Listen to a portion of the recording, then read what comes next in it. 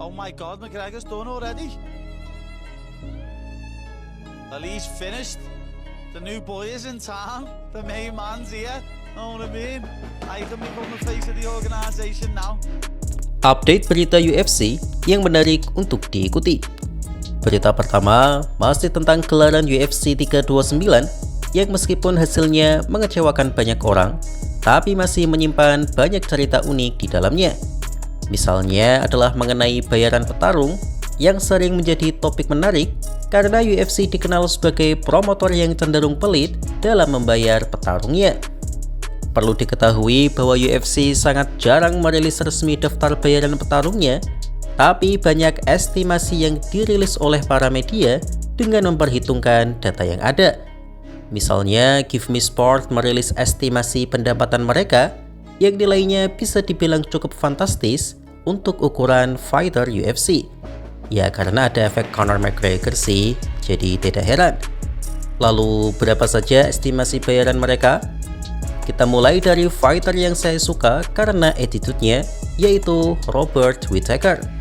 Mantan juara kelas menengah yang debut di kelas berat ringan ini sukses mengalahkan Krylov dan mengantongi bayaran 370.000 US dollar atau sekitar 6,6 miliar rupiah sebagai bayaran pokok, dan kemungkinan masih bisa naik karena ia menang finish dan jika kontraknya ada kemenangan bonus. Ya, bayaran pokoknya tergolong standar sih, karena meskipun berstatus mantan juara, tapi Whittaker mengalami kekalahan yang cukup beruntun sebelum pindah ke kelas berat ringan. Tapi menurut saya seharusnya dia tampil di main card sih, bukannya prelims. Kemudian ada rekan se-gym Justin Gaethje, yaitu Corey Sandhagen, yang meskipun kalah, tapi masih membawa pulang 350.000 US dollar atau sekitar 6,3 miliar rupiah. Di co-main event, BSD mendapatkan bayaran 450.000 US dollar atau sekitar 8,1 miliar rupiah. Ya, ini angka yang lumayan untuk top contender yang kalah dalam 52 detik. Lalu sang bintang asal Liverpool, Paddy Pimblett, mendapatkan bayaran besar berkat kebintangannya dan penampilan memukaunya di oktagon. Ia sukses mendapatkan bonus Performance of the Night dan bonus kemenangan ditambah bayaran pokoknya yang besar. Paddy berhasil mengantongi hampir 1,9 juta US dollar atau sekitar 34 miliar rupiah. Sebuah bayaran yang mungkin melampaui Sean Strickland sebagai sang juara UFC.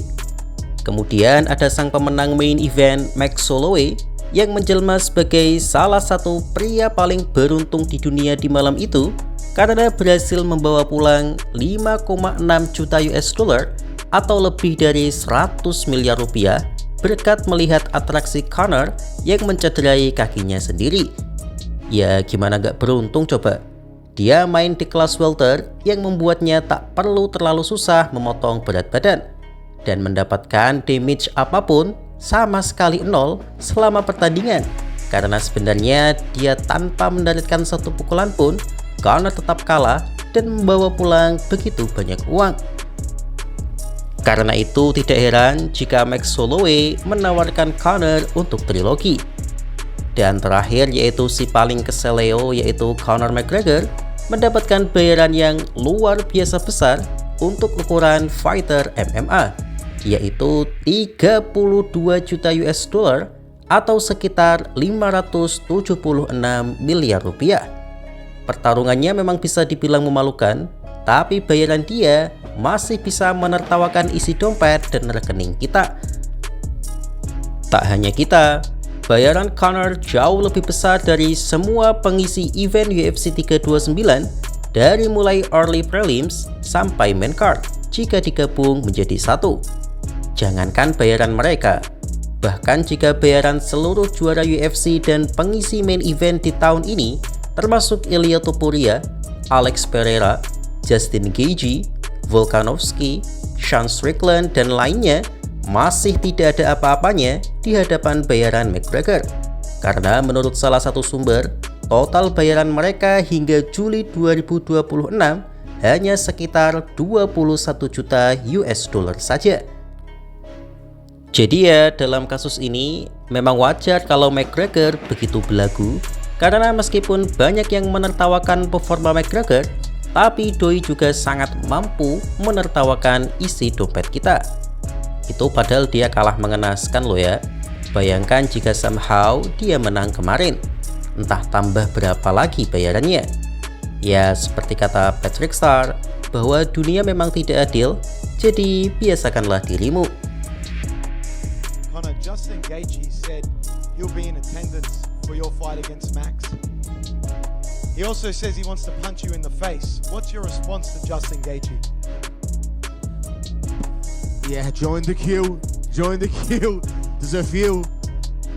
You know, yeah, look, he has the lightweight belt, fair play to him. Holloway put him face down, ass up though. Badly face down. So, you know, I'm not even thinking of it at this time. But I go down to lightweight again. Also, is another thing I'm not so sure. I fancy the Triple Crown. So, less of the disrespect, you fucking bum. Berita selanjutnya datang dari mantan rival McGregor, yaitu Dustin Poirier, yang mempertanyakan game plan aneh dari Conor McGregor. Yaps, petarung yang sempat mengalami masalah mental ini akhirnya diberikan kesempatan kembali oleh UFC dan Paramount Plus setelah kejadian negatif yang ia lakukan beberapa waktu lalu. Poirier benar-benar tidak paham bagaimana bisa pria setua McGregor menggunakan game plan dengan membuka pertarungan melalui tendangan akrobatik. Menurut Poirier, cedera yang dialami oleh Conor murni karena kebodohan Conor itu sendiri. Poirier bahkan meyakini bahwa mungkin itu adalah karma dari perilaku buruk Conor, karena ya kalau bukan karma, lalu apa? Seorang fighter sepintar McGregor seharusnya tidak perlu melakukan hal itu.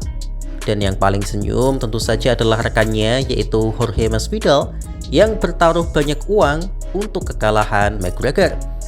Namun banyak netizen yang justru menyindir balik Poirier tersebut. Poirier menyebut Conor sebagai dirtbag, yang kurang lebih artinya bajingan. Dan sebagian netizen pun langsung membela Conor, karena bagaimana bisa seorang bajingan mengatai orang bajingan. Well, memang aksi Poirier yang kemarin itu sangat buruk, tapi semua orang layak mendapatkan kesempatan kedua. Dan seburuk-buruknya Dustin Poirier, dia tetaplah orang yang banyak berjasa untuk sosial lewat kegiatan amal dan yayasannya. Padahal yang saya lihat dari komentar Poirier di sini adalah ia meluapkan rasa kekecewaannya pada McGregor karena Poirier berharap McGregor bisa tampil lebih baik. Perlu diketahui bahwa sebelum laga, Dustin Poirier mengatakan McGregor masih punya kesempatan untuk menang dengan bakat dan kekuatannya.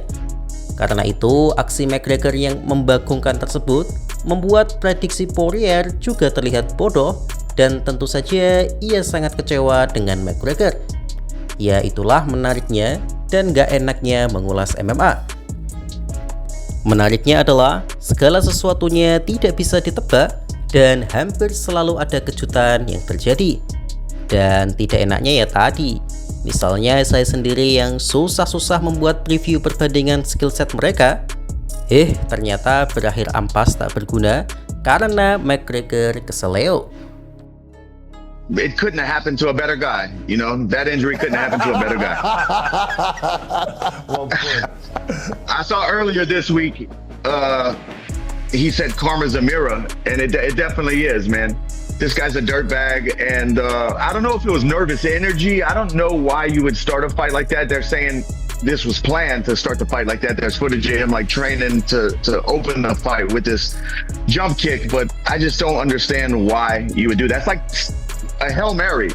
You're throwing a Hail Mary to start the fight, start a 25-minute fight. I don't understand what was going on with that. Kabar lainnya adalah komentar dari legenda kelas bantam UFC, yaitu Dominick Cruz, yang memberikan perspektif menarik tentang Conor McGregor. Menurut Dominick, ada hal yang tidak bisa dipahami oleh fans seperti kita tentang petarung yang sudah pensiun, yaitu kebanyakan dari mereka kehilangan jati diri dan arah hidup karena biasanya hari-hari petarung diisi dengan latihan meningkatkan skill. Ini tiba-tiba berhenti total karena ia sudah tidak bertarung lagi. Hal ini membuat sebagian pensiunan petarung mengalami tekanan mental, dan contoh paling gampang adalah Dustin Poirier yang ngajak gelut di bandara. Menurut Dominic, Conor comeback bukan karena ia kekurangan uang atau apapun, tapi murni untuk menyelamatkan hidupnya dari jerumus kenikmatan duniawi.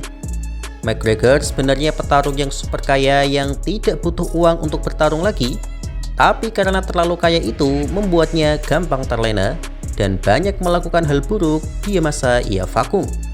Dominic meyakini dengan kembali menjadi petarung MMA, McGregor bisa mengalihkan hidupnya untuk bertarung saja dan tidak melakukan hal negatif lainnya. Ya, ini masuk akal sih.